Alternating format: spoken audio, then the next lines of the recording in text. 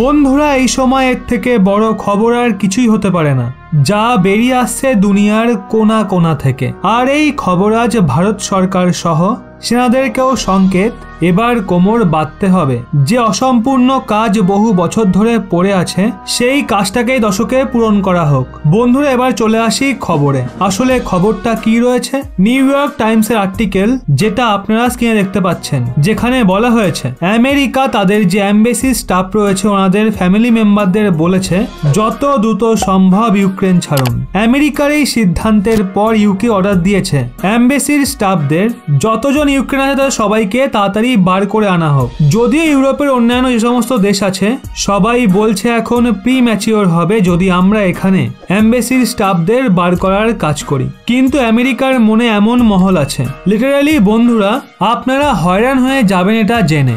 সবার প্রথমে আপনারা গুগল ম্যাপ দেখুন। এটা হলো প্রিয় ভারত, এটা হলো রাশিয়া, আর এখানে রয়েছে ইউক্রেন। ইউক্রেনের ভেতরে এমন টেনশন হয়ে রয়েছে। ওয়াশিংটন টাইমসের আর্টিকেলটা দেখুন, যেটায় বলা হয়েছে কোনো মিলিটারি ইভাকুয়েশন হবে না যদি রাশিয়া ইউক্রেনের ভেতরে ইনভেড করে বসে আর আপনি ফেসে যান। এই সিচুয়েশনের সিদ্ধান্ত আপনাকে নিতে হবে, যত তাড়াতাড়ি সম্ভব নিজের দেশকে ছেড়ে দিন। এ সমস্ত কথা আপনারা জানতে পারলেন, কিন্তু দেখুন আমেরিকা কি লেভেলে প্রস্তুতি শুরু করেছে। আমেরিকা কাতারের সঙ্গে এবং অন্যান্য এনার্জি ফোরামের সাথে আলোচনা করা শুরু করে দিয়েছে, যা আপনাদের এখন রাশিয়ার গম্ভীর হাজিরায় বেসিক্যালি আমেরিকা পুরো প্ল্যানিং করে বসে আছে যে রাশিয়ার কোমর এখন ভেঙেই ছাড়বে। রাশিয়া চলে গ্যাসে, পেট্রোলে এবং হাতিয়ার বিক্রি করে। আমেরিকা পুরো সিদ্ধান্ত নিয়ে বসে আছে ইউরোপীয় ইউনিয়ন যে তার প্রয়োজনের 40% রাশিয়ার মাধ্যমে পূরণ করে, সেটাকে এখন মিডল ইস্ট থেকে পূরণ করা যাবে। বেসিক্যালি সমস্ত ডেভেলপমেন্ট এখন প্রকাশ পাচ্ছে। এর থেকে আপনি আন্দাজ করতে পারেন রাশিয়া, ইউক্রেন, আমেরিকার মাঝে কি ধরনের টেনশন সৃষ্টি হয়েছে। এখানে আপনারা আরো একটা অন্য ম্যাপ দেখুন, যেটায় দেখানো হয়েছে রাশিয়ার যে আর্মি রয়েছে কিভাবে ঘিরে বসে আছে ইউক্রেনকে। এই রেড ডট ইউক্রেনকে কিভাবে 3 দিক দিয়ে ঘিরে রেখেছে আপনারা কল্পনাও করতে পারবেন না। এখন বন্ধুরা, লিটারেলি এই সমস্ত কথা আপনারা জানতে পেরে গেছেন। এখন আমেরিকানরা কি করছে জানেন? আমেরিকা পক্ষ ভাবছে যে ন্যাটো কান্ট্রিগুলো রয়েছে ওখানে সেনাদের মোতায়েন করা হোক। এখন বন্ধুরা, এই যে এস্তোনিয়া, লাটভিয়া দেশগুলো রয়েছে না, ওরা ন্যাটোর মেম্বার, আর ওখানে তারা সেনাদের মোতায়েন করতে যাচ্ছে, যার মাধ্যমে রাশিয়াকে সংকেত পাঠানো যায়। বেসিক্যালি কথাটা আপনারা বুঝতে পেরেছেন। কিন্তু দুনিয়ার আরো একটা কোণা রয়েছে যা চীন নামে পরিচিত, আর ওখানে একটা দেশও রয়েছে তাইওয়ান। বন্ধুরা, রাশিয়া ও আমেরিকার মধ্যে যখন এই টেনশন হচ্ছে না, তখন চীন চুপচাপ তাইওয়ানকে দখল করার প্রস্তুতি নিচ্ছে।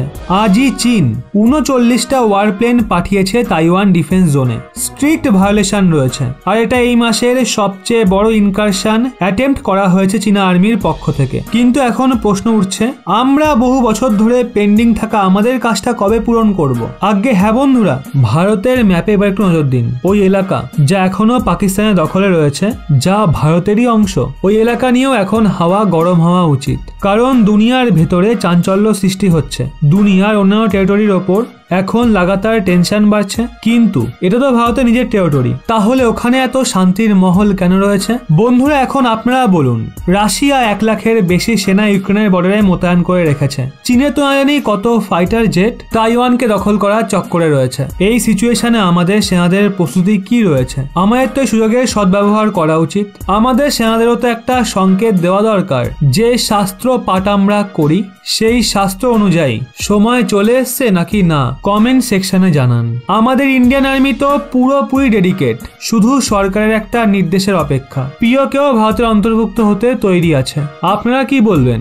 আপনাদের রায় আমরা অবশ্যই কমেন্ট সেকশনে জানতে চাই। যেটাই কি একদম সঠিক সময় আমাদের এলাকাকে পুনরুদ্ধার করার নাকি না?